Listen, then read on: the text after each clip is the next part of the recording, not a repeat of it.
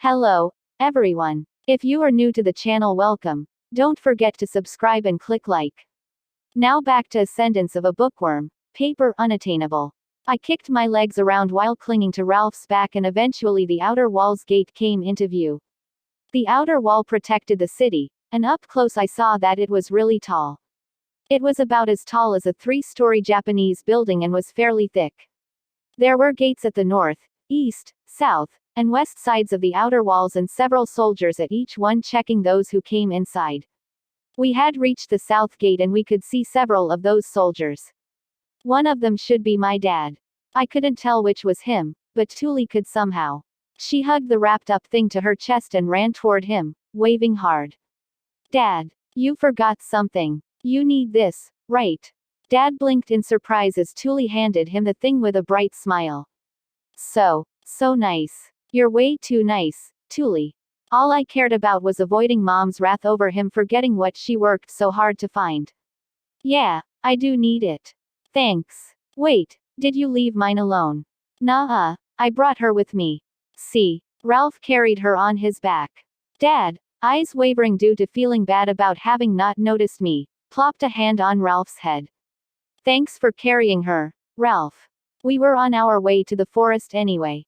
Ralph lowered me to the ground, looking a little annoyed at how Dad was ruffling his hair. He then took back his stuff from Faye and Lutz. Thanks, Ralph. You too, Lutz and Faye. After seeing Ralph and the others through the gate on their way to the forest, Tuli and I were taken to a waiting room within the inner gate. The outer wall was large enough to fit a room of about 9 square meters of size inside. It wasn't that big, but there were apparently other waiting rooms and a room for those on night duty too. Our waiting room had a simple table, a bench, and a single cabinet with shelves. I looked all around, feeling like a tourist in a foreign country, and soon one of Dad's coworkers brought in cups of water for us. You certainly raised your daughters well, I see. It took about 20 minutes for a child like Tuli to walk from home to the gate, so I appreciated the water. I gulped down the water in the wooden cup and let out a big sigh of relief.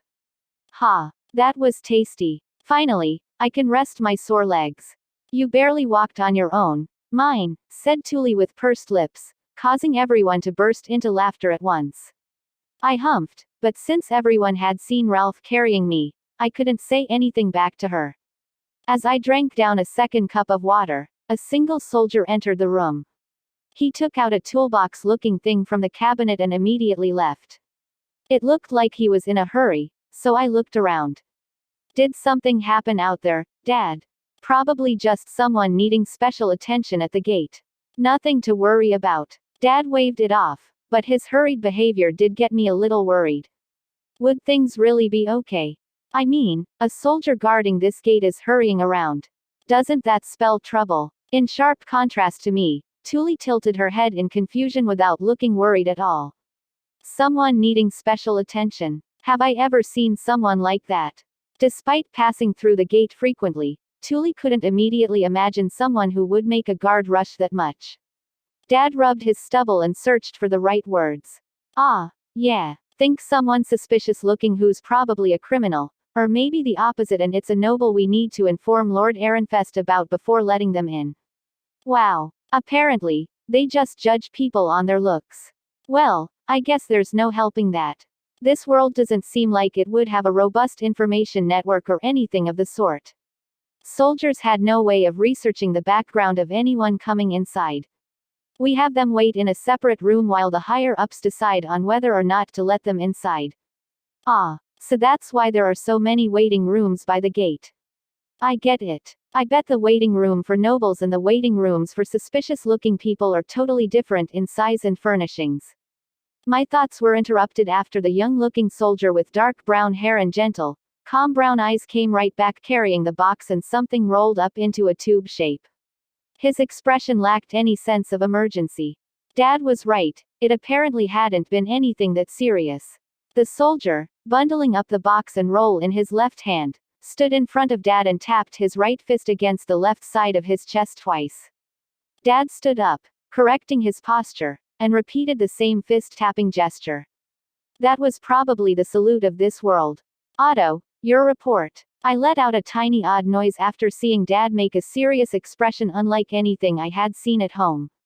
He usually looked so lazy and relaxed, it was a real change of pace. When serious, he actually looked pretty cool. Count Lowenwald is requesting entry. And his seal. Checked and confirmed. All right, let him through. Otto gave one more salute before sitting in the chair on the opposite side of ours. He put the box on the table and spread out the roll beside it. It was as smooth as paper and had a distinctive scent that had my eyes locked on it. Parchment. I didn't know for sure if it was parchment, but it definitely looked like paper made from animal skin. I was used to paper made from plants, but older paper was often just dried animal skin called parchment. This world's language was written on it, though I couldn't read the letters. As I stared at it with wide open eyes, Otto took a bottle of ink and a reed pen out of the toolbox and began writing something on the parchment. Ah, writing. There's someone who knows how to write in front of me. He's the first man of culture I've met in this world. I definitely want him to teach me this world's lettering system. Dad rustled my hair and asked, "What's wrong?" as I stared at Otto's moving hands. I looked up at him and pointed at what I believed to be parchment. I had to learn what it was called in this world's language if I wanted to talk about it. Dad, what's this? That's parchment. Paper made from goat or sheep skin. And this black stuff. Ink. He's writing with a pen. I knew it. I've found my ink and paper. I'll be able to make books with this stuff, no problem. Holding back the urge to jump with joy, I squeezed my hands together in front of my chest and looked up at Dad. Dad, can I please have them? No, those aren't toys for children. My full power begging using all of my childhood cuteness was shut down instantly. Of course, I wasn't the kind of girl who would give up after being told no once. Back when I was Urano, people said I was the most stubborn and persistent person they had ever met. It was time to show Dad just how fierce I could be when it came to books. I want to write just like that. I want paper and ink. Please. No, not a chance. You don't even know your letters, Myne. It was true that ink and paper was useless to someone illiterate. Which is exactly why Dad's statement was the perfect chance for me. Then teach me. I want to learn. Will you give me ink and paper if I learn? If his young-looking subordinate could write, then Dad could definitely write. He was, like, their captain. I didn't expect anyone in a house with no paper would know how to write, but that seemed to be a fortunate misunderstanding on my part. My dreams of reading books in this world might come true soon if Dad taught me to read. As I beamed a bright smile, feeling as if I had taken a giant leap toward what I wanted more than anything else, I heard a chuckle. I turned towards its source and saw that Otto, who had been listening to us while writing, had burst out in helpless laughter. Ha ha ha. Teach you. Hey, don't you barely know how to write, Captain? The moment I heard that, I felt a crack run through my very soul. Even I could tell that my smile had frozen in place, as if a bucket of cold water had been dumped over me. Wah, Dad, you don't know how to write. I can read and write, a bit. I need to know how to read parts of the paperwork I deal with, but that's it. Best I can do is write down the names I hear.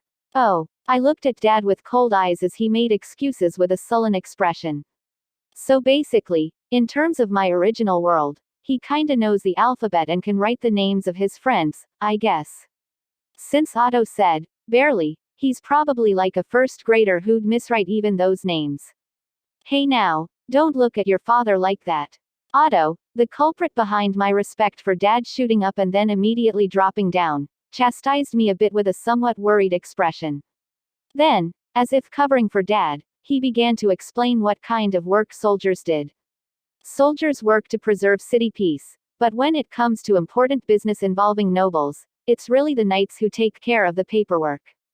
A simple spoken report suffices for less important incidents, so his work rarely involves reading. Just being able to write names is more than enough. Dad puffed out his chest with pride, his mood brightened by Otto's follow-up. My cold gaze had cut him surprisingly deep. Rural townsfolk are even worse off. Usually only town chiefs can read at all, so your dad's plenty amazing. Okay, my amazing dad. I want paper and ink. Please give me them. If he was that amazing, then he should show it by giving his cute daughter about 100 sheets of paper. But my begging was met by Dad taking a fearful step back. Who would dump a whole month's wages on a piece of paper for their kid? Wait, what? A month's wages? Just how expensive is parchment? I can see why he's so hesitant to give me some now. That also explained why there was no paper in our house or why I couldn't find any bookstores. Parchment was just too expensive for commoners.